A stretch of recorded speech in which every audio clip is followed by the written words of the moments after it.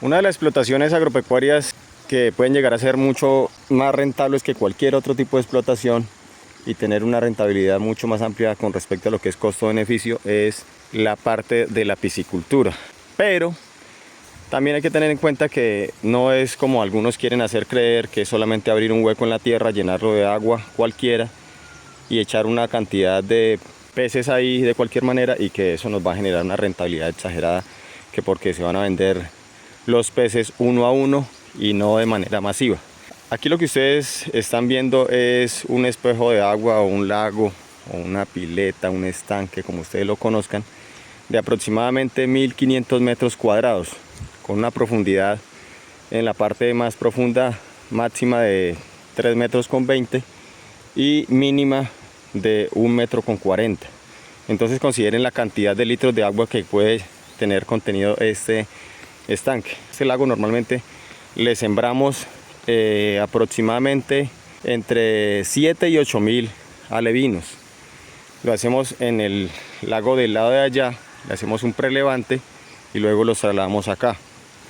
Para obtener esos 7, 8.000 alevinos debemos sembrar en el lago de prelevante aproximadamente entre 12, 13, 14.000 alevinos de 3 gramos aproximadamente y hasta menos. Entonces, lo que hay que tener en cuenta para, digamos, tener éxito en la piscicultura es saber que hay que manejar un margen de pérdida, por así decirlo, o de mortalidad que sí o sí se va a dar, así se tenga en estanques de geomembrana, en IPRs, en lo que sea, siempre va a haber una tasa de mortalidad. Obviamente hay de situación a situaciones. En un lago expuesto como este, pues va a ser mucha mayor la incidencia, porque aquí hay los principales son los animales externos, como son las aves.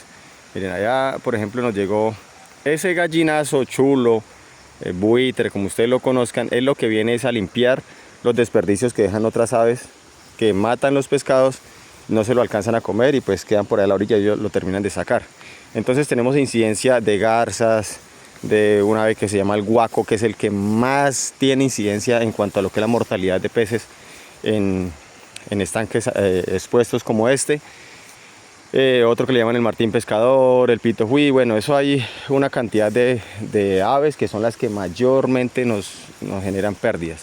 Pero entonces a lo que vamos es que hay que tener en cuenta para el tema de la piscicultura, hay que partir inclusive desde qué especie se va a sembrar, y eso se debe tener en cuenta, por ejemplo, desde la altura sobre el nivel del mar, el clima, la temperatura ambiente, la calidad del agua, pH, dureza, acidez, densidad, tipos de microorganismos en el agua. Entonces todo ese tipo de factores se deben tener en cuenta para que de verdad la piscicultura nos genere una rentabilidad y tengamos éxito en cuanto a eso. Entonces no es solamente, como les decía, abrir un hueco y poner a que le caiga un chorro de agua sin tener en cuenta el caudal, cuánta cantidad de agua, cuánto oxígeno necesitamos, qué densidad de siembra debemos manejar de acuerdo a la especie que vayamos a manejar. Aquí por ejemplo tenemos dos especies, tilapia por la parte superficial, ella siempre va a estar así como ustedes la ven ahí, en la parte de arriba, y por debajo tenemos cachama. La cachama es la que se consume lo que desciende, o sea, lo que la mojarra no alcanza a consumir, ella se lo consume lo que va descendiendo. Entonces, aquí por ejemplo tenemos el lago de prelevante.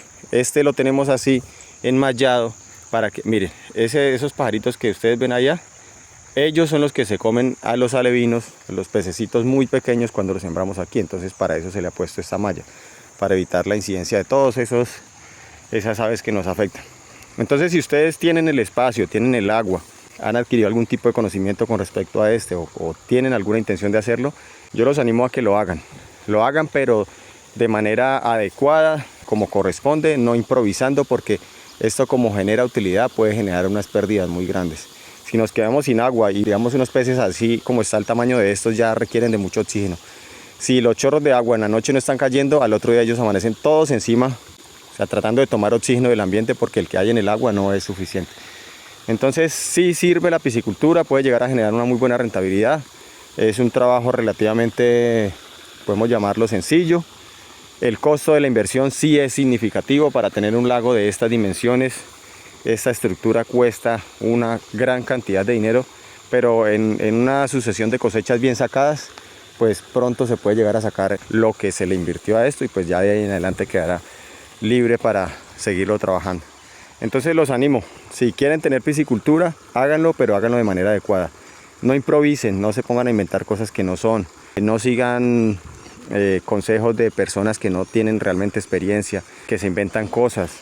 Esto ya tiene unos parámetros establecidos para que esto se dé en base a ciertas condiciones, y también hay que tener en cuenta que el concentrado que se le aplique, pues también hay que saber en qué etapa se le va a aplicar cada correspondiente concentrado y saber las cantidades precisas para no desperdiciar ni que el pez quede sin saciar su necesidad de alimento. Listo, entonces aplíquenlo. Si tienen el espacio, tienen el agua, el clima se les presta, o sea, hay especies o variedades de peces para casi todas las altitudes o los ambientes climatológicos. Entonces el de mayor comercio obviamente siempre va a ser la tilapia roja, pero no significa que no se puedan sembrar otras especies.